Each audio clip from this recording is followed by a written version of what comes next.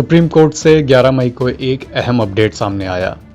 महाराष्ट्र में लंबे समय से एकनाथ शिंदे गुट और उद्धव ठाकरे गुट के बीच जो लड़ाई चल रही है, इस बारे में सुप्रीम कोर्ट ने अपना जजमेंट दिया है। सुप्रीम कोर्ट का फैसला आने के बाद महाराष्ट्र में एकनाथ शिंदे गुट और भारतीय जनता पार्टी ने मिलकर जो सरकार बनाई है, वो फिलहाल बच गई है। ये सरकार काम करती रहेगी। दूसरी तरफ उद्धव ठाकरे के लिए एक पछतावा सामने आया है। पछतावा ये कि सुप्रीम कोर्ट ने स्पष्ट तौर पर अपने फैसले में कहा कि अगर उद्धव ने फ्लोर टेस्ट से पहले खुद ही इस्तीफा न दिया होता तो शायद मुमकिन था कि सुप्रीम कोर्ट उनकी बहाली पर फैसला ले सकता था। लेकिन चूंकि उद्धव ने फ्लोर टेस्ट से पहले खुद ही इस्तीफा सौंप दिया था, इसलिए अब उनको बतौर मुख्यमंत्री बहाल करने का कोई तुक नहीं बनता। सुप्रीम कोर्ट ने अपने फैसले में एक तरफ जहां महाराष्ट्र में कुछ समय पहले कराए गए फ्लोर टेस्ट पर गंभीर सवाल उठाए, राज्यपाल की इस पूरे प्रकरण में जो भूमिका रही उस पर भी गंभीर सवाल उठाए, वहीं दूसरी तरफ उद्धव ठाकरे गुट के लिए ये राहत वाली बात रही।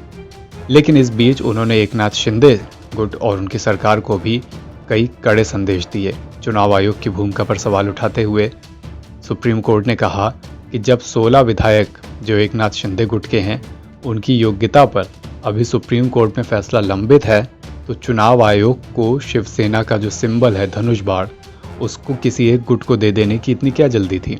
बता दें कि चुनाव आयोग ने शिवसेना का सिंबल धनुष बाण कुछ समय पहले एकनाथ शिंदे गुट को दे दिया था। इन सारी बातों के बीच जब यह बात चर्चा में है कि अगर उद्धव ठाकरे ने अपना इस्तीफा खुद ही न सौंपा होता तो शायद उनकी सरकार आज बहाल हो जाती, सुप्रीम कोर्ट से उनको बतौर मुख्यमंत्री बहाल कर दिया जाता। इन सारी बातों के बीच शरद पवार की जो आत्मकथा आई है, लोक माझे सांगती, उसकी एक बात खासी चर्चा में है। इस आत्मकथा में शरद पवार ने लिखा है कि उन्हें अंदाजा नहीं था कि उद्धव ठाकरे के मुख्यमंत्री बनने से शिवसेना के भीतर इतना तूफान आ जाएगा।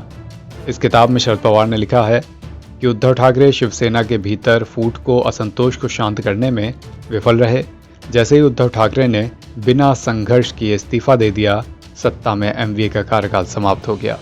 ये बात यहाँ पर गौर करने वाली है, जो शरद पवार ने भी अपनी आत्मकथा में लिखी है कि उद्धव ठाकरे ने बिना संघर्ष किए अपना इस्तीफा दे दिया।